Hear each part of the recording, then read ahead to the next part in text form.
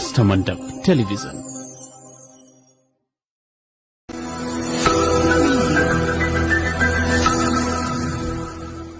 नमस्कार दर्शकबिन, चर्चाको शिखरमा रहेका चर्चित व्यक्तित्वहरू, समय चक्रको भुमरीमा परि हराएका व्यक्तित्वहरू अनि तपाईहरूले मन पराएका व्यक्तित्वहरूसँग खुलेर कुरा गर्ने कार्यक्रम हो कुरा विचार।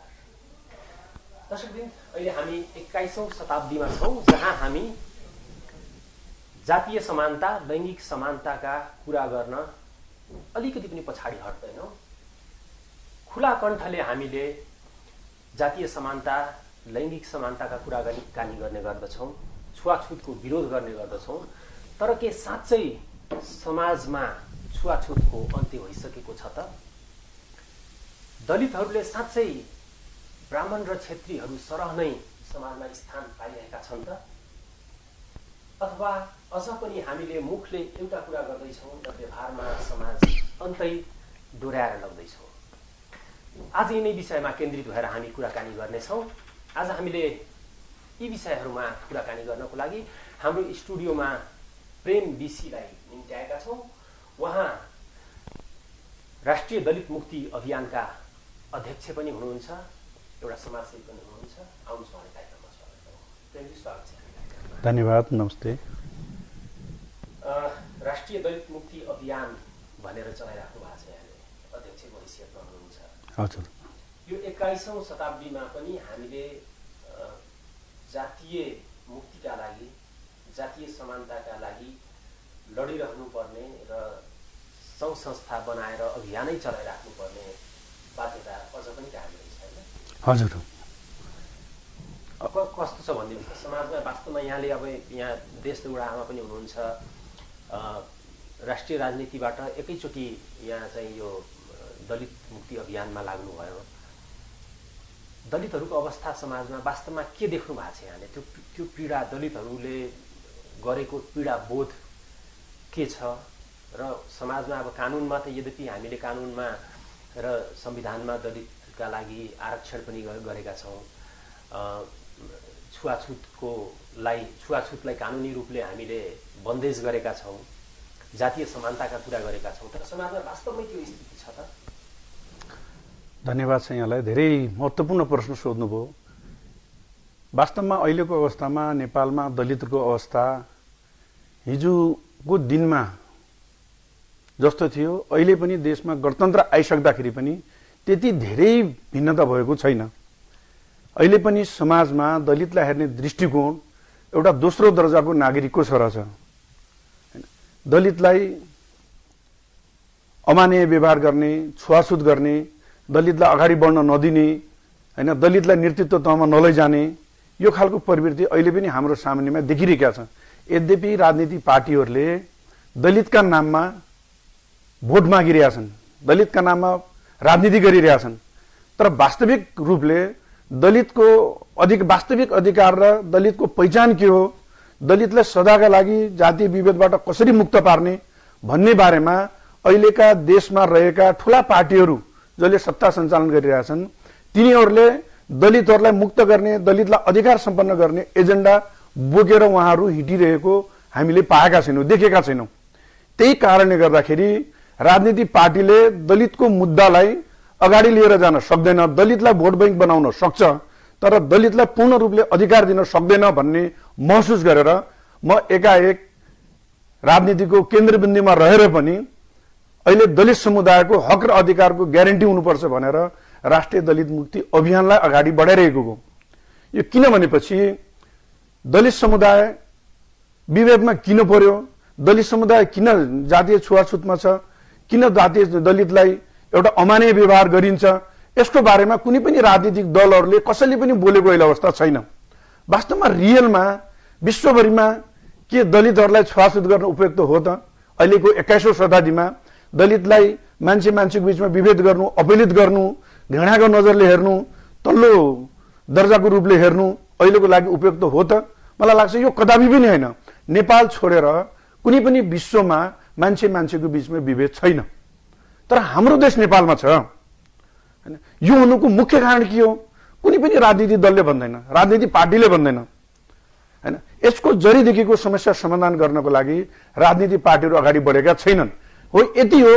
उहाँहरूले दया मायाको रूपले दलितलाई केही सीमित रूपले केही अधिकार दिनुपर्छ, केही अवसर दिनुपर्छ भनेर संविधानमा केही कुराहरू लेखेका छन्, आरक्षणका कुराहरू लेखेका छन्। तर म के भन्छु भनेपछि दलितलाई आरक्षणको आवश्यकता छैन। दलितलाई वास्तवमा पहिचान के, दलितको पहिचान के हो भन्ने कुराहरू त्यो पहिचान दिन जरुरी छ।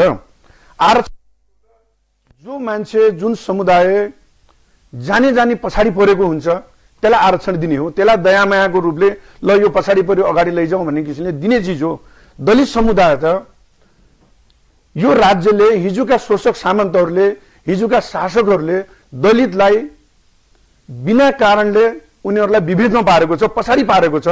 हिजोको इतिहास हेर्दाखेरि दलितलाई हिजोको दिनमा राम्रो काम गर्न दिएन, आर्थिक उत्पादनतिर लग्न दिएन, शिक्षातिर लग्न दिएन, राजनीतिक क्षेत्रमा अगाडि बढ्न दिएन र कुनै पनि देशको एउटा जिम्मेवार ठाउँमा दलितलाई सहभागी हुन दिएन। त्यो कारणले गर्दाखेरि दलितहरू शिल्पकलाका धनी हुँदाहुँदै पनि, आफैमा एउटा सम्मानित नागरिक हुँदाहुँदै पनि, देशलाई महत्त्वपूर्ण योगदान गरेको समुदाय हुँदाहुँदै पनि यो समुदायलाई हिजोका केही शासकहरूले, सामन्ती शासकहरूले जो हिजो एकल एउटा जातीय व्यवस्थाका कारणले गर्दाखेरि दलितहरूलाई बिना कारणले पछाडि पार्यो। त्यसैले गर्दाखेरि दलितलाई आरक्षण चाहिएन कि दलितलाई चाहिने भनेको वर्षौंदेखि सदियौंदेखि बिना कारणले उत्पीडनमा पार्यो, विभेदमा पार्यो, उसलाई त्यसको क्षतिपूर्ति सिर्फ दलितलाई दिनुपर्ने विशेष अधिकार हो हैन। हिजोको दिनमा माओवादी जनयुद्धमा दलितलाई विशेष अधिकार दिने नारा लगाएको थियो। तर माओवादी पार्टी पनि खुला राजनीतिमा आइसकेपछि संविधान निर्माण गर्दाखेरि विशेष अधिकार भन्ने शब्द नै हटाइदियो, दलितलाई आरक्षणको कुराहरू लियो। त्यो आफैमा दलितका लागि सम्मानजनक छैन। त्यसले त्यो आरक्षणबाट दलितका केही मान्छेहरू माननीय मन्त्री बन्न सक्छन्, केही जागिर पाउन सक्छन्, केही कुराहरूमा अलिकति खोगुल हुन सक्छ। वास्तविक रूपले दलितले आफ्नो पूर्ण अधिकार पाउन सक्दैन। किनभनेपछि पूर्ण अधिकार दिनको लागि त दलित के हो, किन दलित भयो, दलितलाई विभेद गर्नुको मुख्य कारण के हो, त्यो पहिचान दिनु पर्यो। भनेपछि तपाईहरु भनौं न यो दलितलाई आरक्षणको जुन व्यवस्था गरिएको छ त्यो आरक्षण हुनु हुँदैन भन्ने पक्षमा हुनुहुन्छ हैन, विशेष अधिकारको कुरा गर्दै हुनुहुन्छ। आरक्षणको सिद्धान्त एउटा के पनि हो भन्दाखेरि जस्तो भारतको हामीले नजिकै मुलुक भारतमा भइरहेको एक्सरसाइज पनि हेरौँ, यो आरक्षण भन्ने चिज चाहिँ कस्तो हुँदो रहेछ भन्दाखेरि प्रेम सर, यो चाहिँ सधैँका लागि होइन। जस्तो एउटा 4 फिट हाइट भएको व्यक्ति र एउटा 6 फिट हाइट भएको व्यक्तिलाई हाई जम्पमा बराबरको चाहिँ 7 फिटको हाई जम्पमा राखिदिने हो भने त्यो 4 फिट हाइट भएको व्यक्तिले त्यो 7 फिट हाइट भएको व्यक्तिलाई कहिले पनि उछिन्नै सक्दैन, त्यो कम्पिटिसन गर्नै सक्दैन उसले। त्यसले गर्दाखेरि जहाँनिर समानता छैन, हिजोदेखि विभेद भएको छ, एउटा कुनै निश्चित वर्गसँग कम्पिटिसन गर्नको लागि उसँग सँगसँगै उसको हाराहारीमा जानको लागि त्यो अर्को वर्ग सक्षम छैन भने उसलाई केही समयका लागि ऊ क्यापेबल नभएसम्मका लागि आरक्षणको व्यवस्था गरिने हो। यो आरक्षण भनेको लङ टर्म सधैँको लागि हुने चिज होइन। आरक्षण पनि आफैमा एउटा विशेष अधिकार नै हो। यहाँले विशेष अधिकारको कुरा गर्नुभयो, आरक्षणको विरोध गर्नुभयो। यहाँको बुझाइमा अथवा यहाँको व्याख्यामा आरक्षण र विशेष अधिकारको बीचको भिन्नता के हो? एकदम सही कुरा गर्नुभयो। आरक्षण र विशेष अधिकारमा भिन्नता छ। मैले कसरी भन्न खोजेँ भनेपछि मैले अघि पनि भने समाजमा दुई प्रकारले मान्छे पछाडि परेका हुन्छन्। एउटा हर चीजमा सक्षम हुँदाहुँदै पनि ऊ आफ्नो व्यक्तिगत क्रियाकलापले गर्दाखेरि पछाडि परेको हुन्छ। त्यो व्यक्तिलाई, त्यो समुदायलाई यो जानी जानी पछाडि पर्यो हैन, यसलाई अलि केही रूपले हामीले अगाडि बढाउनु पर्छ, यसलाई केही सुविधा दिनुपर्छ भनेर लैजाने दिने चिजलाई आरक्षण हो। विशेष अधिकार भनेको एउटा समुदाय हर चीजबाट सक्षम हुँदा पनि राज्यले अथवा समुदायलाई उसलाई पछाडि पारेको हुन्छ, अगाडि आउनै दिन्न, उसलाई छेकबार लगाएको हुन्छ। त्यो समुदायलाई त्यो भनेको त्यो आरक्षण, त्यस्तो किसिमको समुदाय भनेको त्यो आरक्षण त्यसलाई दिनुपर्ने भनेको विशेष अधिकार। किनभनेपछि त्यो त बिना कारणले पछाडि परेको छ, उसको गल्ती केही पनि छैन। उसलाई त्यो समुदायसँग अरूसँग हाराहारी आउनलाई कहिले अवसरै दिएन। उदाहरणको लागि भन्दाखेरि आज देशमा आरक्षण दिएको समुदाय भनेको मधेसीलाई दिएको छ, थारूलाई दिएको छ, आदिवासी जनजातिहरूलाई दिएको छ हैन, त्यसपछि दलितलाई पनि दिएको छ, मुस्लिमलाई दिएको छ। तर यहाँहरूलाई मैले जानकारी के गराउँछु भनेपछि मधेसीहरू, थारूहरू, जनजातिहरू कहिले पनि जातीय उत्पीडनमा परेनन्, जातीय विभेदमा परेनन्, सामाजिक विभेदमा परे उनीहरूलाई पनि मधेसी भनेर, थारू भनेर उत्पीडनमा पार्यो, अगाडि बढ्न दिएनन्। उहाँलाई केही छेकबार भयो। तर दलितलाई त अहिलेको अवस्थामा हेर्दाखेरि थारूले पनि विभेद गरेको छ, मधेसीले पनि गरेको छ, तपाईको आदिवासी जनजातिले पनि जातीय रूपले विभेद गर्छ। अनि यस्तो खालको समुदायलाई हो उनीहरू जस्तै हाराहारीमा दलितलाई राखिदिँदाखेरि दलितले अगाडि बढ्न सक्दैन, दलितलाई त्यतिले मात्रै पुग्दैन। किनभने चाहिँ दलितको लागि नेपाल सरकारले विशेष किसिमको प्याकेज कार्यक्रम लिएर दलितलाई 10 वर्ष 15 वर्षको लागि विशेष अधिकार दिएर, किनभनेपछि यो त इतिहास हेर्दै जाँदाखेरि के हो भनेपछि दलितलाई मैले हिजो पनि भने दलितले लेख्न पाएन, पढ्न पाएन, कुनै पनि राजनीति राज्यको निकायमा अगाडि बढ्ने खालको अवसर पाएन। यद्यपि यहाँसम्म कि उसको श्रम र सिपको पनि उसले सही मूल्य पाएन। हिजोको दिनमा नपाउँदाखेरि दलित सबै क्षेत्रबाट पछाडि पर्यो। आज वास्तवमा यो नेपाल सरकारले दलितलाई समान रूपले अगाडि बढाउने हो र त्यो सबै यो अहिलेको सबै समुदायको हाराहारीमा लिएर जाने हो, समग्र विकास गर्ने हो भने चाहिँ दलितलाई वर्षौंदेखि जो उत्पीडन पारेको छ त्यसको क्षतिपूर्ति स्वरूप दलितलाई विशेष अधिकार दिएर लैजानुपर्छ। तर विशेष अधिकारले मात्रै दलितको जाति विभेद अन्त हुँदैन। विशेष अधिकारले अधिकार पाउँछ, अवसर पाउँछ, तर दलितलाई सधैँभरि जातीय विभेदबाट मुक्त गर्ने हो भनेपछि उसलाई पहिचान सहितको विशेष अधिकार दिनु पर्यो भन्ने हाम्रो भनाइ। त्यसैले गर्दाखेरि हामीले हाम्रो राष्ट्रिय दलित मुक्ति अभियानले एउटा नारा हामीले स्लोगन तयार गरेका छौं, दलित मुक्तिको एउटै आधार पहिचान सहितको विशेष अधिकार भनेर हामी अगाडि बढ्न खोजेको कारण पनि त्यही हो। तर के छ भनेपछि राजनीतिक पार्टीहरूले तपाईलाई त हामीले त विशेष के अरे आरक्षण दिइहाल्यौं, किन चाहियो भन्ने खालको कुराहरू पनि कतिपय ठाउँबाट उठ्छ। हाम्रो नबुझेका अब हाम्रो दलित समुदायका साथीहरूले पनि हामीलाई आरक्षण पाइसक्यो भन्ने खालको कुरो छ। त आरक्षण पाइसकेर यदि सम्पन्न हुने भए आज दलितहरूका समुदायहरू अझै जातीय विभेदको नामले कुटिएका छन्, पिटिएका छन्, मारिएका छन्, बलिकृत भएका छन् हैन। त्यो के कारणले हो त? त्यो जातीय विभेदकै कारणले गर्दा हो। त्यसैले गर्दाखेरि नेपालले यो संविधानले पनि दलितलाई अन्याय उत्पीडनमा परेको विरुद्धमा कडाभन्दा कडा अझै पनि कानून बनाउन सकेको छैन, अझै पनि त्यो कानूनलाई लागू गर्न सकेको छैन हैन। त्यो अवस्था चाहिँ मलाई यहाँलाई भन्न चाहन्छु। जस्तै उदाहरणको लागि रुकुम घटना भयो, 6 जना मान्छेहरू एउटा माथिल्लो जातको मल्ल जातकी केटीसँग माया गरेकै कारणले गर्दाखेरि नवराज विक लगायतका 6 जना मान्छेहरू मारिए। खै त तिनीहरूले न्याय पाएको? नवराज विकका हत्याराहरू संसदीय समितिको एउटा टिम बनाएर पठाउँदाखेरि पनि उनले किटानीका साथमा यिनीहरूलाई मारेकै हो भनेर किटानी गर्दाखेरि पनि खै त उनीहरूले न्याय पाएको? खै त दोषीले कारबाही भएको? 1-1 लाख रुपियाँ धरोटीमा छुटिरहेका छन्। त्यो किन रोक्यो त? आज एउटा म भन्न चाहन्छु यहाँबाट, जोस कि लक्ष्मण थारू जस्ता साथीहरू थारूट आन्दोलनमा लागेकाले उनीहरू दोषै नभएर त्यत्तिकै शंकाको भरले उनीहरूलाई अहिले पनि तडीपार बनाएको छ, अहिले पनि आजीनमा कैद दिएको छ भनेपछि दलितलाई मार्ने मान्छेहरू जो किटानी साथमा जाहेरी दिँदा दिँदै पनि तिनीहरू दोषी प्रमाणित हुँदा हुँदै पनि खै त्यो कानूनले दिन सकेको? किनकि दलितलाई हेर्न दृष्टिकोण न्यायालयको पनि राम्रो छैन। न्यायालयले पनि दलितहरूलाई न्याय दिन चाहँदैन, अपीलित गर्छ। त्यसैले गर्दाखेरि के छ भनेपछि अहिलेको वर्तमान कानूनले, संविधानले दलितलाई पूर्ण अधिकार दिएकै छैन। त्यसैले गर्दाखेरि हामी अझै पनि हामी के भन्छौँ भनेपछि अहिलेको संविधानमा दलितहरूले पूर्ण रूपले हामी समर्थन गर्दै गर्दैनौं। जबसम्म दलितले पूर्ण अधिकार पाउँदैन, पहिचान सहितको विशेष अधिकार हुँदैन, तबसम्म पनि हामी यो संविधानलाई हामी आलोचनात्मक रूपले पनि मान्छौं, तर हामी पूर्ण रूपले यसलाई स्वीकार्न सकेकै छैन। आजको देशमा पनि समयमा पनि दलितले आएर विभेदमा पर्ने, दलितले विभेद गर्नुको एउटा कारण कसैले भन्नुपर्छ? जसले विभेद गएमा राज्यसँगै जवाब मान्छु। जस्तो यहाँनिर विभेदमा पर्नुको कारणको कुरा गर्नुभयो नि। हजुर, म समाजशास्त्रको विद्यार्थी पनि हो। समाजशास्त्रले के भन्छ भन्दाखेरि नि कुनै पनि समुदाय अथवा कुनै पनि वर्ग पिछडिएको हुन्छ भने त्यसमा अरू कारक तत्त्वहरू त हुन्छन् नै अवश्य पनि, तर त्यसको एउटा प्रमुख कारण चाहिँ ऊ आफैमा पनि एउटा प्रमुख कारण हुन्छ, त्यसको दोष ऊ आफै भित्र पनि लुकेको हुन्छ भनेर भन्छ हैन। यो सिद्धान्तलाई यहाँले मान्नुहुन्छ कि मान्नुहुन्न? नम्बर 1 हैन। र यो प्रश्न किन पनि यहाँको लागि सान्दर्भिक छ र यहाँसँग मैले राख्न खोजेको भन्दाखेरि यहाँ दलितको मुक्तिको लागि अभियान चलाएर हेरिराख्नु भएको छ। दलितहरू ठुला जाति, कथित ठुला जातिहरूबाट पीडित छन्, अपहेलित छन्, शोषित छन् भन्ने कुरामा कहीँ कुनै दुई मत रहेन।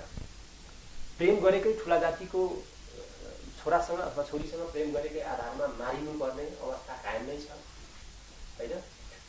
एउटा जतिसुकै प्रगाढ मित्र भए पनि एउटा ब्राह्मणको एउटा क्षत्रियको घरमा जाँदाखेरि एउटा दलितले चाहिँ त्यहाँ उसको परिवारले चाहिँ एउटा गिलासमा पानी दिन पनि अझ पनि अन्कराउनु पर्ने स्थिति कायम नै छ। त्यसमा कहीँ कुनै दुई मत छैन।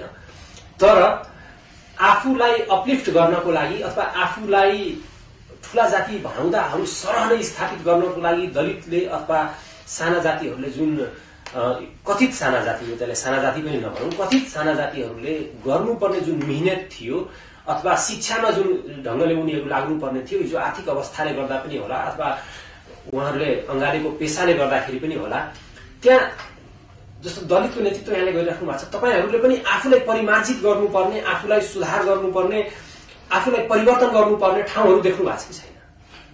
एकदम राम्रो। यसमा मुख्य कुरो के हो भनेपछि हामीले पनि हाम्रो आफ्नो व्यवहारलाई, हाम्रो कार्यशैलीलाई हामीले पनि परिवर्तन गर्न जरुरी छ। किनभनेपछि अहिले पनि दलित समुदायका साथीहरू गुलामी प्रवृत्तिका छन्, दास प्रवृत्तिका छन्, अर्कालाई मालिक मान्ने प्रवृत्तिका छन्। हामी स्वतन्त्र छौँ, हामीले पनि केही गर्न सक्छौँ भन्ने भावनाका साथीहरूको धेरै कमी छ। जो साथीहरू स्वतन्त्र रूपले केही गरौँ भनेर अगाडि आउँछ त्यसले समुदायको साथ समर्थन पनि नपाइरहेको अवस्था पनि छ। तर के हो भनेपछि वास्तवमा यहाँले भने जस्तै दलितहरूलाई शैक्षिक रूपले अगाडि बढ्ने पनि अहिलेको खुला वातावरणमा सहर बजारमा केही अवसर पाए पनि गाउँघरमा अझै पनि गाह्रो छ। यहाँहरूलाई मैले भन्न चाहन्छु, आज नेपाल सरकारले निःशुल्क रूपले स्कुलमा पठन पाठन गर्न पाउनुपर्छ भनेर घोषणा गरेको छ। तर यहाँहरूलाई मैले भन्छु अझै पनि गाउँका दुर्गम जिल्लाहरूमा दलितका विद्यार्थीहरूले अहिले पनि निःशुल्क रूपले पढ्न पाएको छैनन्। स्कुलमा भर्ना गर्दाखेरि 1000-1500 रुपियाँ उहाँहरूले तिर्नुपर्ने हुन्छ। त्यो तिर्न नसकेको अवस्थामा स्कुलबाट पढ्नबाट वञ्चित भएका छन्। यो मैले यहाँहरूलाई मैले अनुरोध गर्छु, यहाँहरूले बुझे पनि हुन्छ हैन, त्यो खालको अवस्था छ। फेरि अहिले पनि गाउँघरका स्कुलहरूमा दलितमाथि टिफिन नास्ता खाँदाखेरि पनि दलितका विद्यार्थीलाई छुट्याउने हैन, दलित भनेर अलिकति कथित दलित भनेर हेफा तरिकाले बोल्ने खालको स्थिति स्कुलमा पनि देखिएको छ। म धेरै जिल्लाहरूमा घुमेको छु, कतिपय स्कुलहरूमा गएको छु। यसलाई अलिक प्रश्न गरौँ, स्कुलहरूमा जुन स्कुलले नै खाजा दिने व्यवस्था छ, त्यसैले खाजा खुवाउँदाखेरि विद्यार्थीहरूलाई खाजा खुवाउँदाखेरि लाइनमा राखेर खाजा खुवाउँदाखेरि दलितलाई चाहिँ त्यो लाइनमा बस्न नदिने छुट्टै बसेर खाजा खानुपर्ने अथवा फरक खाजा खानुपर्ने के स्थिति छ? यो पहाडी जिल्लाहरूमा त्यस्तो छ, तर त्यस्तो मैले देखेन। अब हाम्रो कैलालीतिर लगायत अन्य ठाउँहरूमा देखेन, तर पहाडी जिल्लाहरू छन् नि, दुर्गम जिल्ला सुदूरपश्चिमका कर्णालीका जिल्लाहरूमा त्यो अवस्था छ हैन। दलितका विद्यार्थीलाई छुट्टै लाइन लगाउने, छुट्टै तरिकाले नास्ता दिने, दलित भनेर अलिकति हेप्ने। त्यो बच्चा कस्तो छ भनेपछि सानैदेखि नै दलित भनेर हेप्ने खालको त्यो बच्चाहरूको मनोस्थिति कमजोर बनाउने खालको स्थिति पनि शिक्षा स्तरमा पनि छ, टिचरहरूले पनि गरेका छन्। तर म यहाँहरूलाई भन्छु, म पनि एउटा स्कुलको व्यवस्थापन समितिको अध्यक्ष पनि छु कैलाली जिल्लाको त्रिनगर स्कुलमा। तर त्यो स्कुलमा त्यो स्थिति छैन हैन। त्यो स्कुलमा हामीले त्यो दलित भन्ने कहीँ कतै छुट्याएको छैनौँ। किनकि म आफै पनि व्यवस्थापन समितिको अध्यक्ष भएको हुनाले मैले त त्यो सरकारी स्कुलमा अधिकांश गरिबका छोराछोरी स्कुलमा पढ्छन् हैन। तिनीहरूलाई कुनै पनि रूपले आर्थिक बोझ पार्नु नभनेर 1 कलादेखि 10 कलासम्म 1 रुपियाँ कुनै पनि रूपले शुल्क नलिएर निःशुल्क पढाउँछौँ हैन। त्यो खालको व्यवस्था लागू गरेका छौँ। म त्यो स्कुलमा करिब 4 वर्षदेखि छौँ। 4 वर्षदेखि त्यो स्थिति छ। यहाँहरूले बुझे पनि हुन्छ, नेपाल सरकारले तोकेको लिमिट भन्दा पनि हामीले बढी सुविधा दिएका छौँ त्यो स्कुललाई। किनभनेपछि दलितका छोराछोरीहरू पढ्छन्, गरिबका छोराछोरीहरू पढ्छन् हैन, हामीले निःशुल्क रूपले पढाउनु पर्छ भन्ने तरिकाले त्यसरी पनि पढाएका छौँ। तर अरू सबै ठाउँमा यस्तो स्थिति छैन। त्यसले गर्दाखेरि यो सानैबाट नै दलित भनेर हेपिने खालको जुन वातावरण जो भएको छ यो राज्यबाट नै हो। राज्यले एउटा राम्रो खालको एउटा विशेष कार्यक्रम गरेर, जस्तै यहाँलाई भने दलित, मैले जबसम्म दलितको पहिचान खुल्दैन दलितहरू हेपिरहन्छ यसरी। चाहे सानोदेखि लिएर हामी जो राजनीतिक क्षेत्रमा सामाजिक क्षेत्रमा अगाडि बढेका मान्छे पनि दलित भएकै कारणले गर्दाखेरि हामी पुग्नुपर्ने ठाउँमा पुग्न सकिरहेका छैनौँ। हामी माथि छेक बार्छ, यो त दलितै त हो भन्ने खालको तरिकाले हामी रोकिएका छौँ। हेर्नुहोस्, किनभनेपछि कारण के भनेपछि दलितको नेतृत्व स्वीकार्ने पक्षमा अहिले पनि अहिलेको जुन राज्य व्यवस्था छ तयार छैन, राजनीतिक पार्टीहरू पनि तयार छैनन्। मैले अघि नै भने दलितको भोट बैंकको लागि केही दलितहरूलाई अवसर दिएको छ, कोही माननीय भएका छन्, मन्त्री भएका छन्। तर म यहीबाट भन्न चाहिँ एकजना माननीय मन्त्री बनेका दलितले पनि दलितले अधिकार पाउनुपर्छ, दलितको पहिचान खुल्नुपर्छ, दलितमाथि अन्याय र दमन भएका चाहिँ एकजनाले पनि आजसम्म बोलेको छैन। किनभनेपछि उहाँहरूको पार्टीमा त्यो एजेन्डै छैन, उहाँहरू बोल्नै सक्नुहुन्न। त्यसैले गर्दाखेरि देशभरि छरेर बसेका दलितका बुद्धिजीवी, दलित समुदायका साथीहरू, अगुवा साथीहरू सबै मिलेर हामी स्वतन्त्र रूपले अब दलितलाई पूर्ण रूपले हामीले अधिकार दिलाउनको लागि हामीले आफ्नो पहिचान सहितको अधिकार पाउनुपर्छ भनेर हामी त्यो अभियानमा हिँडेका छौँ हैन। त्यो अभियानमा हिँडेपछि किनभनेपछि वास्तवमा दलितको पहिचान नगुलेसम्म दलितलाई जति अधिकार दिएर पनि हुँदैन। यो अधिकारको कुरा गरिरहँदा नि एउटा यसलाई गलत अर्थ नलागोस् हैन, मैले पहिला प्रश्न गर्न चाहे। दलितहरू शोषित छन्, दलितहरू पीडित छन् भन्ने कुरामा मेरो कहीँ कुनै दुई मत छैन। तर समाजमा उठेका केही फरक दृष्टिकोणहरू म यहाँ समस्या राख्न चाहन्छु। त्यो विद्रोहको भावना नै होला। एउटा दलितले एउटा ब्राह्मणको छोरी भगाएर ल्याउन पायो भने उसले चाहिँ त्यो मैले ठुलो जित गरेँ, यो चाहिँ उपलब्धि हो भन्ने ढङ्गले हेरिदिन्छ। यी गुनासाहरू छन् कि समाजमा भएका गुनासाहरू। एउटा ब्राह्मणले दलितको छोरी ल्यायो भने अथवा एउटा ब्राह्मणको छोरोले दलितको छोरो ल्यायो भने चाहिँ चुपचाप यसो घरमा भित्र्याउँछन्, स्वीकारिहाले भने पनि, अथवा स्वीकार्दैनन्। तर दलितले ब्राह्मणको छोरी लिएर आयो, भगाएर ल्याउन पायो भने, परिवारको इच्छा विरुद्ध लिएर आउनु पायो भने यो चाहिँ हाम्रो जित हो भनेर त्यसले विजय उत्सवको रूपमा लिदिने हैन, एउटा त्यो समाजमा देखिएको छ। यो किसिमको विद्रोह यसरी टार्गेटै गरेर हैन, यो हामीलाई शोषित गरेका जातिहरूको छोरी भगाएर ल्यायो भने चाहिँ यो हाम्रो जित हो, हाम्रो विजय हो, यिनीहरूले ठाउँमा ल्याइयो भन्ने किसिमको मानसिकता, जुन विद्रोहको मानसिकता कतिपयमा देखिन्छ, त्यसलाई कुन ढङ्गले यहाँ हेर्नु भएको छ। र यो प्रश्नसँगै मैले के जोडेँ भन्दाखेरि रुकुम घटनाको कुरा यहाँले गरिरहँदा रुकुम घटना भएका बेला सामाजिक सञ्जालमा एकदमै उठेको एउटा फरक दृष्टिकोण के थियो भन्दा कि यद्यपि त्यो दृष्टिकोणमा धेरै छलफल चाहिँ हुन पाएन। मान्छे मारिए, हत्या भयो, निर्मम हत्या भयो, त्यो गलत थियो भन्ने कुरामा कहीँ कुनै दुई मत छैन। ती दोषीहरूले सजाय पाउनुपर्छ र क्रूर भन्दा क्रूर सजाय पाउनुपर्छ भन्ने कुरामा पनि कुनै दुई मत छैन। तर त्यहाँ दलित र एउटा चाहिँ उपल्लो जातिको कुरा मात्र गर्नु उचित थियो त? एउटा दलितकै घरमा एउटा ब्राह्मणको छोरोले परिवारको इच्छा विपरीत त्यसरी साथीका समूह हुल बाँधेर जबरजस्ती उसको घरमा चाहिँ छोरी लिन जाँदाखेरि त्यो दलितले पनि गर्ने रियाक्सन त एकदमै थालमा फूल पस्केर स्वागत त गर्दैन थियो होला। त्यहाँ उसको समाजको, उसको परिवारको रियाक्सन त अलिकति कडा नै हुन्थ्यो होला नि। भन्नुको अर्थ म फेरि पनि के दोहोऱ्याएँ भन्दाखेरि त्यहाँ मारिनु पर्थ्यो, त्यो किसिमको क्रूर घटना हुनु पर्थ्यो भन्ने होइन। तर जुन किसिमले रुकुम घटनामा त्यो जातिलाई एकछिनको लागि हामी छोड्दियौं, जुन किसिमले केटी पक्षको घरमा केटीको परिवारको इच्छा विपरीत हुल बाँधेर साथीहरूका समूह लिएर त्यसरी चाहिँ त्यो गाउँमा पस्यो केटी ल्याउनका लागि, त्यो उचित थियो त? त्यहाँ हामीले जातिको कुरा गर्दिनु मात्रै, त्यो घटनालाई एउटा दलित र एउटा ब्राह्मणको अथवा क्षेत्रीको कुरा उठाइदिएर मात्र त्यो घटनामा जे भयो त्यहाँ चाहिँ एक होरो रूपले चाहिँ त्यो केटी पक्षलाई मात्र दोष दिनु उचित हुन्छ? एकदम ठिक कुरा। यो हेर्दै जाँदाखेरि वास्तवमा बाहुन क्षेत्रीको छोरी लिएर नै हाम्रो विजय भयो, हाम्रो धेरै ठुलो उपलब्धि भयो भनेर सोच्नु त्यो आफैमा गलत हो। तर कस्तो छ भने वर्षौंदेखि उत्पीडन परेको समुदाय भएको हुनाले, जस्तै हाम्रै यो दलित समुदाय पनि सबैको एउटै किसिमको स्तर र मानसिकता छ भन्ने कुराहरू त छैन हैन। कतिपय बाहुन क्षेत्रीसँग टाँसेर खाँदैमा हैन, उनको घरमा पस्न पाउँदैमा, एउटै भान्सामा खाँदैमा हामी ठुलो भइहाल्यो भन्ने खालको सोच्ने खालको पनि हाम्रो समुदायमा हाम्रा मान्छेहरू छन्, नभएको कुरो होइन हैन। तर के हो भनेपछि यो वर्षौंदेखि यो सामन्ती समाजमा दबिएर पिल्सेर बसेका दलित समुदायहरूमा कतिलाई के लाग्न सक्छ भनेपछि बाहुन क्षेत्रीकी छोरीहरूसँग माया बसेर लिँदैमा कमसेकम एउटा ठुलो विभेद एउटा हटेर जान्छ कि भन्ने एउटा किसिमको त्यो एउटा उनीहरूको एउटा सोच हुन सक्छ।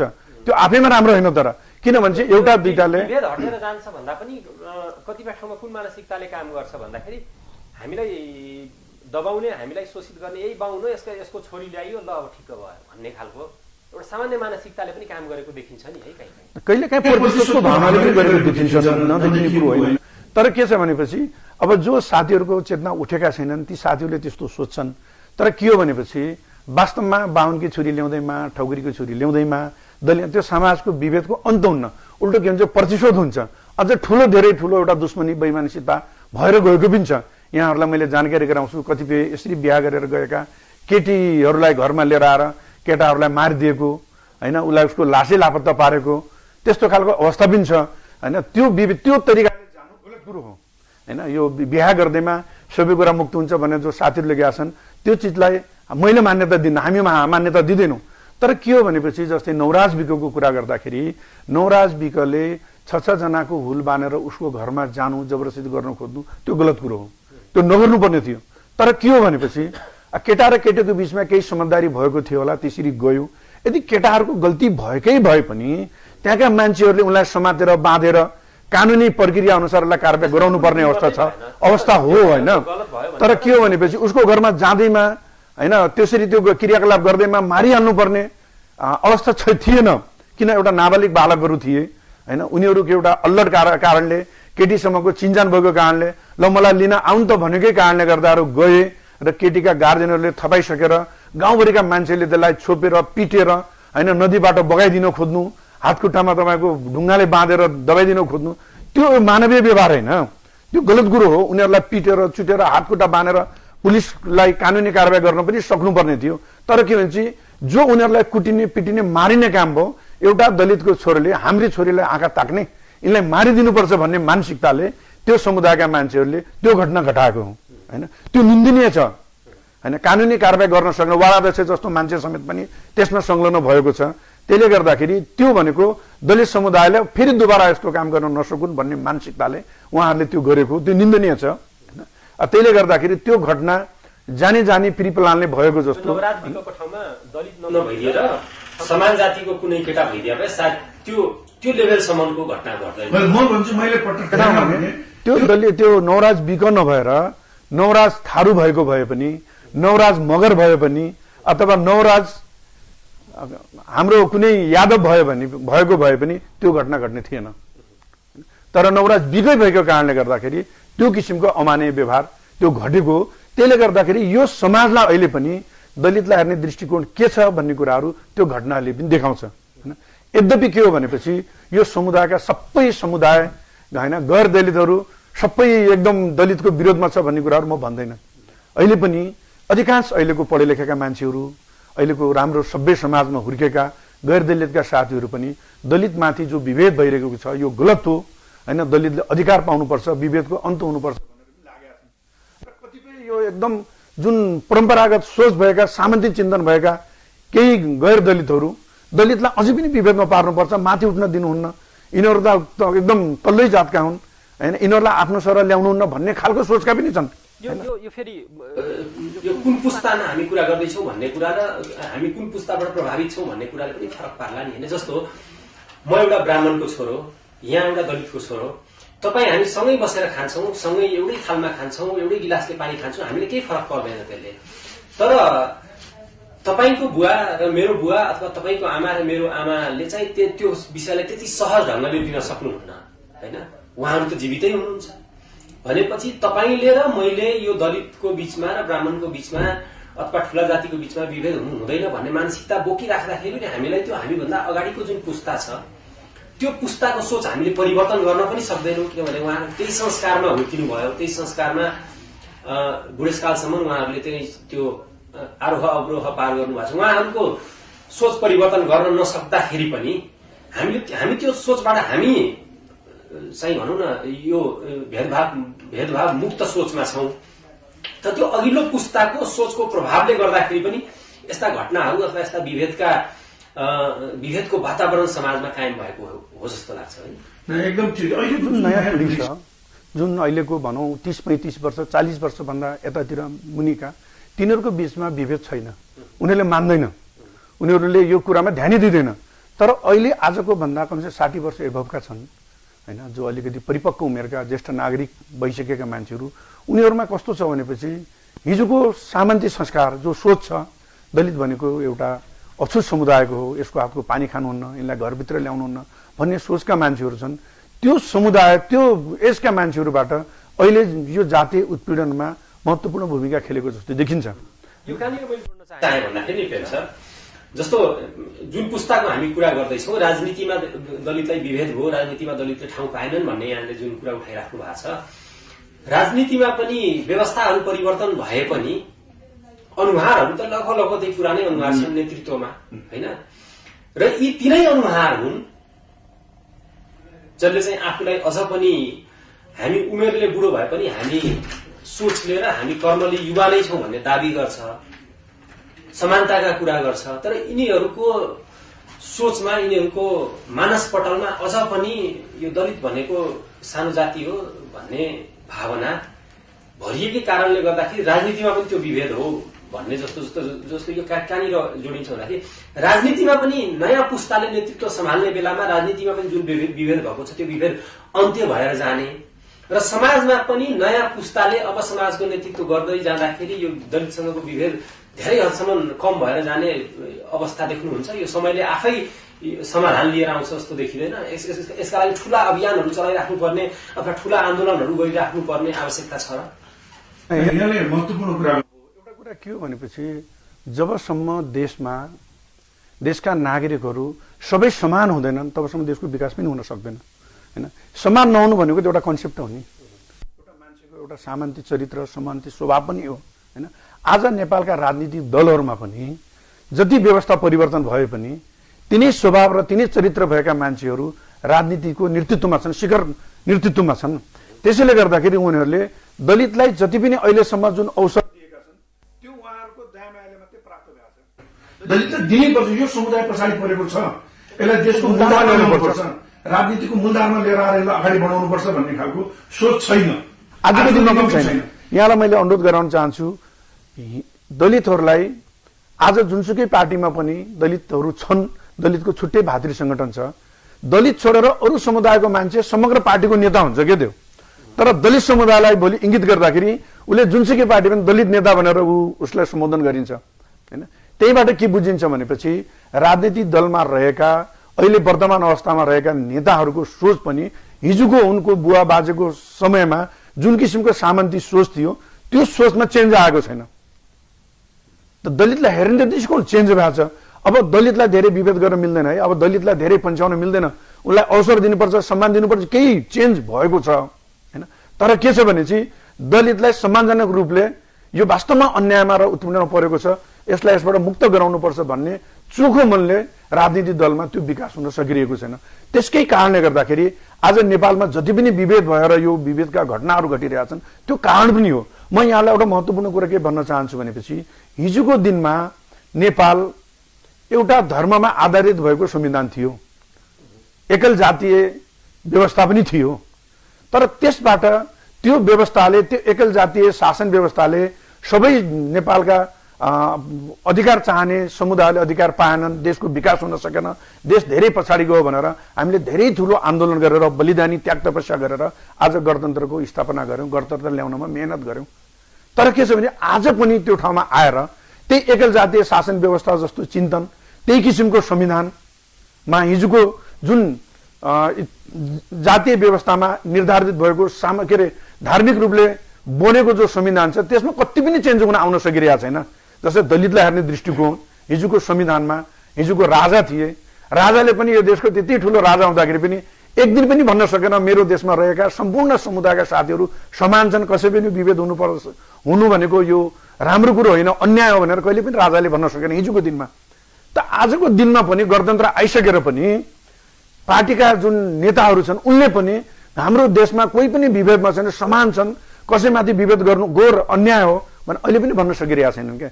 दलितलाई जति छ दयामायाको रूपले आफ्नो पक्षमा ल्याउने खालको काम भएर हिजो दलितहरू गाउँघरमा हुँदाखेरि लुहारहरू हैन, दमाईहरू, कामीहरू, सार्कीहरू जो गाउँमा धेरै 100-150 जना गाउँको बीचमा एउटा दमाई कामी भएर जुन काम गर्थ्यो, वर्षभरिमा अलिकति धान गहुँ चामल लिएर उनीहरूले आफ्नो श्रम र सिपलाई बेच्थ्यो, त्यही किसिमले आज यो राजनीतिक पार्टीमा पनि दलितहरू के छ भने चाहिँ उनीहरूको हलिया खलिया जस्तो उनको हली जस्तो भएर बस्नुपर्ने अवस्था आछ।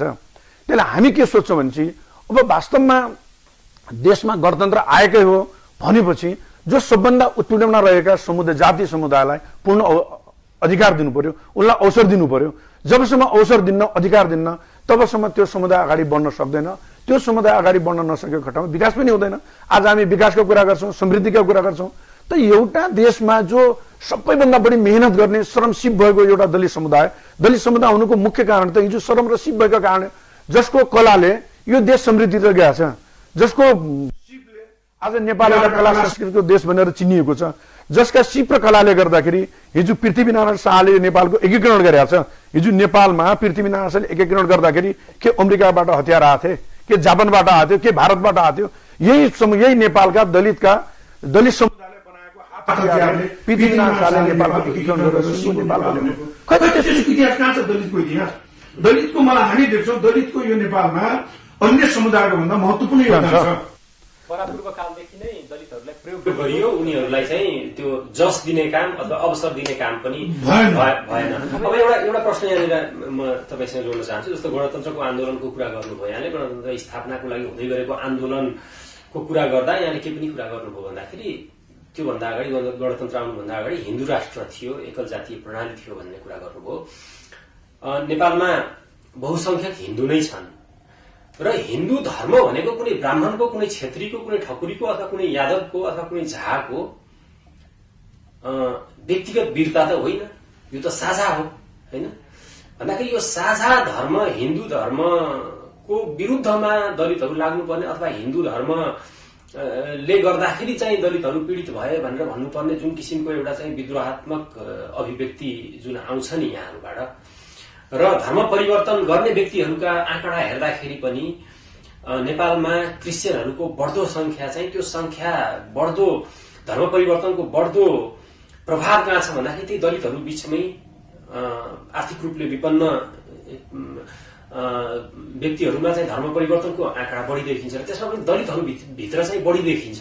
यो हिन्दू धर्मको विरुद्धमा यहाँहरू लाग्नुपर्ने कि हिन्दू धर्मले नै दलितलाई पछाडि पारेको त होइन नि। हिन्दू धर्मका नाममा कुनै जाति विशेषले अथवा केही जाति विशेषले दलितलाई शोषण गरे अथवा दलितलाई पछाडि पारे, तर त्यसको विद्रोह स्वरूप पुरै हिन्दू धर्मकै विरुद्धमा चाहिँ दलितहरू लाग्नुपर्ने आवश्यकता छ अथवा हिन्दू धर्मलाई एउटा हामीलाई शोषण गर्ने धर्म यही हो हिन्दू धर्म। हिन्दू राज्य हुँदाखेरि चाहिँ दलित शोषित हुने, भोलि चाहिँ आज चाहिँ नेपाल चाहिँ भनौँ न धर्मनिरपेक्ष भइसक्दाखेरि पनि त आखिर यहाँले नै भन्नुभयो यहाँ गणतन्त्र स्थापना भइसकेपछि यो संगठन चलाउँदै हुनुहुन्छ, राष्ट्रिय दलित मुक्ति अभियानमा लाग्नु भएको छ भनेपछि नेपाल हिन्दू धर्म हुँदा र धर्मनिरपेक्ष राष्ट्र हुँदा दलितको अवस्थामा त्यसले के प्रभाव पार्यो? एकदम राम्रो कुरो, मेरो मनको कुरो गर्नुभयो। एउटा कुरो के चाहिँ हामी दलितहरू हिन्दू धर्म विरोधी होइनौँ, म पनि हिन्दू धर्म मान्छु। एउटा यो सबै समुदाय नेपालमा रहेका सबै हिन्दू धर्म मान्नेले यो जाति विभेद गर्यो भन्ने पक्षमा होइनौँ, तर यहाँ कतिपय यस्तो समुदाय पनि छन् जसले हिन्दू धर्म आफ्नो पेवा सोचेका छन्। जस्तै उदाहरणको लागि अति वर्णवादी चिन्तन भएका, सामन्ती चिन्तन भएका, केही वर्णवादी चिन्तन भएका केही समुदायहरू पनि छन् जसले हिन्दू धर्मलाई आफ्नो पेवा सोचिरहेका छन्, यो हाम्रो धर्म हो भनी सोचिरहेका छन्। त्यसैले गर्दा आज हेरौँ नेपालमा जति पनि मठ मन्दिर छन् एउटै जातिको मान्छेहरू त्यो मठ मन्दिर पुजारी छ। यस्तो पनि भयो होला जस्तो हिन्दू धर्मको व्याख्या यो गर्न हुन्छ यो गर्न हुँदैन होइन, धर्ममा त कहीँ पनि अब दलितले छोएको पानी खानु हुँदैन भनेर त लेखेको छैन, तर यो व्याख्या गरिदिने चाहिँ ब्राह्मणहरू भए होइन। हिन्दू धर्मको नियमहरू, हिन्दू धर्मका पालना गर्ने परम्पराहरूको व्याख्या गरिदिने ब्राह्मणहरू भए र ब्राह्मणहरूले नै दलितलाई बढी शोषित गरे भनेको कारणले गर्दाखेरि त्यो आक्रोश चाहिँ समाजमा दलितहरूको आक्रोश चाहिँ त्यो हिन्दू ब्राह्मण प्रति मात्रै होइन, ब्राह्मण र क्षेत्री प्रति मात्रै होइन, त्यो समग्र हिन्दू धर्मप्रति नै त्यो वितृष्णा र आक्रोश पोखिएको हो जस्तो लाग्छ। त्यो एउटा कारण। तर हामी के सोच्छौँ भने चाहिँ हिन्दू धर्म आफैमा गलत होइन, किनभनेपछि हिन्दू धर्ममा सबै यो भनौँ नेपालका हिजोको दिनमा हामी सबै हिन्दू धर्म थियौँ होइन। अब आज के छ भने चाहिँ केही अलिकति अतिवादी नै म भन्छु होइन, देशमा विभेद हुनु हिजो हिन्दू धर्मको एउटा कारण पनि हो होइन। हिन्दू धर्मका जो अति हिन्दू धर्मावलम्बी छन् होइन, जो वर्णवादी सामन्ती चिन्तन भएका मान्छेहरू जो एउटा वर्गलाई शोषण दमन उत्पीडन पारेर आफू प्रमुख भइराख्ने, आफूले धेरै सुविधा पाउने खालको जुन सोचका मान्छेहरू छन् त्यस्ता मान्छेका कारणले गर्दाखेरि हिन्दू धर्म नाम भएको छ। हिन्दू धर्मप्रति मान्छेको आस्थाको गर्नमा ती मान्छेहरूको महत्त्वपूर्ण योगदान छ। हिजोको दिनमा मैले भने हिजोको दिनमा नेपालको राजालाई हिन्दू सम्राट भनेर भन्थे होइन। राजाको काँधमा चढेर राजाको सेवा चाकरी गरेर उनीहरूले यो देशका उत्पीडित जातिहरूमाथि दमन र शोषण गरे, जातीय विभेदमा पारे। त्यसैले गर्दा राजाले पनि बोल्न सकेन हिजोको दिनमा, उसले पनि यो विभेद गलत हो भनेर भन्न सकेन। नसकेकै कारणले गर्दाखेरि हिजो राजामाथि आस्था राख्ने, हिन्दू धर्म भनेको पण्डित भनेका नि एउटा देउता हुन्, भगवान हुन्, यिनले भनेका कुरा हुन्छन् भन्ने मान्ने खालका समुदायले बोल्न सकेनन् भन्दा पनि बोल्न चाहेनन्। उनी पनि के छन् चाहिँ एउटा बोल्न चाहेको भए त कसले रोक्थ्यो र राजाले सक्दैन थियो, तर उनी पनि के छ तिनीहरूकै चङ्गलमा रहेर उनले आफ्नो देशका सम्पूर्ण जनता मेरा समान हुन् भन्ने नजरले हेर्न सकेनन्। नसकेको कारणले गर्दाखेरि त्यही परम्परा त्यही हिजोको शासन व्यवस्थामा जुन दलितलाई हामी बिर्सिनु छ अहिले कन्टिन्यू त्यो छ। तर हामी के भन्छौँ भनेपछि देशमा हामीले हिन्दू धर्म परिवर्तन गरेरै दलितको समस्या समाधान हुन्छ भन्ने कुरा गलत कुरो हो हैन। किनभनेपछि आज क्रिस्चियनमा लागेका साथीहरू क्रिस्चियनमा लाग्दैमा विवेकबाट मुक्ति त भएका छैन नि त। उनीहरू दलितहरू अरू धर्ममा लाग्दैमा बाहुन त बनेका छैनन्, क्षेत्रीय ठकुरी त बन्न सकेका छैनन्, उनको अवस्था जस्ताको तस्तै छ। त्यसले गर्दा धर्म परिवर्तन गरेर दलितको समस्या समाधान कुरो होइन। यो शासन व्यवस्थामा जस्तै हिजो एकल जातीय धर्म थियो, राज्य व्यवस्था थियो, आज त हामी धर्मनिरपेक्ष राष्ट्रमा आइसक्यौं। आज त कुनै पनि धर्मलाई छेकबार छैन, सबै धर्मलाई समान अधिकार छ भनेपछि आजको दिनमा के रहेछ भने दलितहरूलाई अधिकार नदिने भनेको त राज्य रहेछ हैन। हाम्रो लडाईँ भनेको त राज्यसँग हो। किनभनेपछि राज्यले जबसम्म दलितलाई उसको पहिचान दिन्न, दलित भनेको एउटा सम्मानित नागरिक हो, सिप र कलाको धनी भएको यो देशमा महत्वपूर्ण योगदान पुर्याएको समुदाय हो, यसमाथि विभेद गर्नु हुन्न, उहाँमाथि विभेद गर्नु घोर अन्याय भनेर राज्यले संविधानमा लेख्दैन, तबसम्म त हामी दलितको दलितै भइरहेछौँ। किनभनेपछि आजको युवा पिँढीले त संविधानमा लेखेको कुरा हेर्ने हो, हिजोको परम्परा हेर्दैन, उसले संविधानमा रहेको कुरालाई हेर्ने हो हैन। त्यो संविधानमा अधुरो छ। त्यसैले गर्दाखेरि के छ अब आज कतिपय यही एउटा भनौँ नि नेपालमा जातीय विभेद भएकै कारणले गर्दाखेरि आज धेरै धर्मका मान्छेहरू आफ्नो धर्मलाई प्रचार प्रसार गर्नलाई पनि यो हिन्दू धर्मले जाति विभेद गर्यो, हिन्दू धर्मले अधिकार दिएन भनेर पनि यस्तो किसिमको प्रबन्ध गरेर पनि एउटा धर्मलाई बदनाम गर्ने काम गरिरहेका छन्। तर म के भन्छु भनेपछि ल हिजोको दिनमा हिन्दू धर्म गलत थियो भनेपछि त आज त गणतन्त्र नेपाल आइसक्यो, कसले रोकेको छ त? यहाँ विभेदबाट कसले रोकेको छ? विवादबाट रोक्नु कुरा जबसम्म दलितलाई उसको अधिकार दिएको छैन, उसको पहिचान दिएको छैन, त्यो समस्या त राज्यको हो। राज्यको कारणले गर्दाखेरि हिजो पनि राज्यकै कारणले गर्दाखेरि दलित उत्पन्न नपरेको थियो र आज पनि राज्यकै कारणले दलितको बारेमा राम्ररी व्याख्या विश्लेषण भएको छैन। दलित के हो, दलितलाई विभेद गर्नुको कारण के हो, हिजोको शासकहरूको गल्तीको कारणले हो कि हिजोको धर्मको कारणले गर्दा हो कि के कारणले गर्दा दलित पछाडि परेका छन्, दलित विभेदमा छन्, गरिबीको रेखामुनि छन्, विकासको रेखामुनि छन् भन्ने कुरा त राज्यले विधान गर्ने हो। त्यो राज्यले गर्न नसकेको हुनाले म के देख्छु भनेपछि हिजोको दिनमा कुनै धर्म प्रमुख थियो भनेपछि आज धर्मनिरपेक्ष राष्ट्र भइसक्यो हुनाले आजको दिनमा दलितलाई उत्पीडन नपार्नु, जातीय विभेदमा पार्नु र यिनीहरूलाई अवसर नदिनु भनेको राज्यको दोषी हो हैन। आज यहाँ अहिलेका शासकहरूको दोषी हो। त्यसैले गर्दाखेरि म यहीँबाट भन्छु दलित समुदायका साथीहरूलाई हामीले कुनै धर्म परिवर्तन गर्नु, जुनसुकै धर्म मान्नु हाम्रो अधिकार हो। तर के छ भने धर्मले नै हामी धेरै उत्पीडन पारौँ भन्ने कुराहरू अहिलेको वर्तमान स्थितिमा त्यो त्यति न्यायसँग नहुन सक्छ। बल्कि के छ भनेपछि अघि पनि मैले भने हिन्दू धर्म मान्ने बाहुन समुदायका मान्छे, क्षेत्रीय समुदायका मान्छेहरू पनि आज दलितको अभियानमा हिँडिरहेका छन्। यो दलितमाथि अन्याय परेको भनेर पनि हिँडिरहेका छन्। हाम्रो राष्ट्रिय दलित मुक्ति अभियानमा ती साथीहरू जोडिनु भएको छ। उनीहरूलाई मैले कतिपय मञ्चबाट बोल्न लगाउँछु।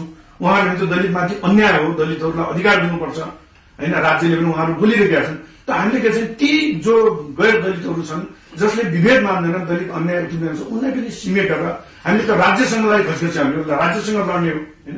आज त्यसैले गर्दाखेरि हामी यो देशभरिमा पनि जुन अभियान चलाइरहेका छौँ यो राज्यलाई घस्किसाउनलाई हो। यो राज्यको समस्या हो र दलितलाई अधिकार दिनुपर्ने, दलितलाई मुक्त गर्नुपर्ने। जबसम्म देशमा जातीय विभेद भइरहन्छ, एउटा जातिले अर्को जातिमाथि शोषण भइरहन्छ, तबसम्म हाम्रो देशको विकास हुन सक्दैन। प्रेमजी, कार्यक्रमको अन्त्यमा छौँ हामी। कार्यक्रमको समय लगभग सकिन आँटेको छ। यो तपाईँको राष्ट्रिय दलित मुक्ति अभियानले राज्यसँग लड्ने काम पनि गरोस्, राज्यसँग दलितको अधिकार, दलितको पहिचान लिने काम पनि गरोस्, त्यसमा पनि यहाँको बल होस् र त्यसको साथसाथै दलितभित्र पनि रहेका विकृतिहरू अथवा त्यहाँ चाहिँ जुन समस्याहरू छन्, अशिक्षाका कुरा होलान्, बेरोजगारीका कुरा होलान्, ती कुराहरूमा पनि यहाँले चाहिँ त्यसको अन्त्यका लागि पनि यहाँले चाहिँ राम्रोसँग काम गर्नुहोस् भन्ने हामी शुभकामना दिन चाहन्छौँ। र कार्यक्रमलाई यसरी हामीले बिट मार्दा ठिक हुन्छ जस्तो लाग्छ। यो जातीय विभेद भनेको चिज कुनै सङ्घर्षले, कुनै लडाईले यसको अन्त्य हुँदैन जबसम्म हामीले हाम्रो मानसिकतालाई परिवर्तन गर्दैनौँ। हामीले हाम्रो मानसपटलमा रहेको जुन एउटा सोच छ, परापूर्व कालदेखि आएको सोच छ, जातीय विभाजन भनेको कामको आधारले जातीय विभाजनहरू भए, तर हामीले त्यसलाई चाहिँ आफ्नो सुविधा अनुसार व्याख्या गर्दै गयौं कति ठूला जातिहरूले। त्यो मानसिकताको अन्त्य नगएसम्म र दलित साथीहरूले पनि विद्रोहको भावना नबोकिकन एउटा चाहिँ समानताको हामी समान हौं भनेर गर्वका साथ म दलित हुँ भनेर भन्ने अवसर गणतन्त्रले दिएको छ। यो अवसरलाई सदुपयोग गर्दै हामी सबै एउटै हौं भनेर हातमा हात मिलाएर कदममा कदम मिलाएर राष्ट्र निर्माणमा अगाडि बढ्नु उचित होला जस्तो लाग्छ। के भन्नु? एकदम ठिक कुरा गर्नुभयो। यो जातीय विभेद भनेको यो एउटा दलित समुदायको लागि मात्रै अपमान हो, राष्ट्रकै कलङ्क हो, राष्ट्रकै अपमान हो। किनभनेपछि हामी एउटै नागरिक, देशका नागरिक भएर एउटा देशको मेहनतकश जनतालाई हामीले विभेदमा पार्नु भनेको अन्तर्राष्ट्रिय जगतमा पनि नेपालको छवि राम्रो छैन।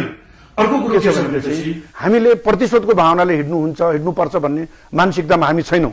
हामी के छौँ, समानताको लडाईँमा सम्पूर्ण नेपाली दलित समुदाय एकजुट हुनुको साथसाथै जसले यो देशमा विभेदको अन्त भएको देख्न चाहन्छ त्यो समुदाय पनि यसमा यो अभियानमा जुटेर हामी एउटा देशलाई समृद्धितिर लगाउन, अगाडि बढाउनको लागि, समानताको लडाईँमा लडेर देशको विकास गर्नको लागि हामी एक ठाउँमा जुटेर अगाडि बढ्नुपर्छ भन्ने म यो अनुरोध पनि गर्छु। साथै सम्पूर्ण दलित समुदायलाई के भन्न चाहन्छु भनेपछि हामी कुनै विद्रोहको भावनाले अगाडि बढेर कसै जाति धर्मलाई गाली गरेर अगाडि बढ्नु भन्दा हाम्रो वास्तविक समस्या के हो त्यो समस्यालाई हामी पहिचान गरेर हामीले समग्र रूपले हामी एकजुट भएर राज्यसँग हामीले न्यायोचित रूपले आफ्नो अधिकार, आफ्नो पहिचान र आफ्नो गौरव र यो देशको समृद्धि गर्नको लागि हामी अगाडि बढ्नुपर्छ भन्ने म यहाँहरुसँग अनुरोध पनि गर्न चाहन्छु। कुनै जाति, धर्म, संस्कृतिले हामीलाई यो पछाडि पार्यो भन्ने कुराहरू हिजोको दिनमा केही ठिक थियो, अहिलेको अवस्थामा ठिक छैन। अनि यिनी कुराहरू राख्दै यहाँको टेलिभिजनबाट धन्यवाद। यहाँले समय दिनुभयो, हाम्रो स्टुडियोमा आइदिनुभयो, त्यसको लागि धेरै धन्यवाद। धन्यवाद हजुरलाई पनि। दर्शकवृन्द, कार्यक्रमको आजको अङ्क यही सकिएको छ। कार्यक्रमको सम्पूर्ण युनिट सहित म कौशलेन्द्र शर्मा पनि आजको लागि आज्ञा चाहन्छु। कार्यक्रमको अर्को अङ्कमा फेरि भेट हुनेछ। नमस्कार।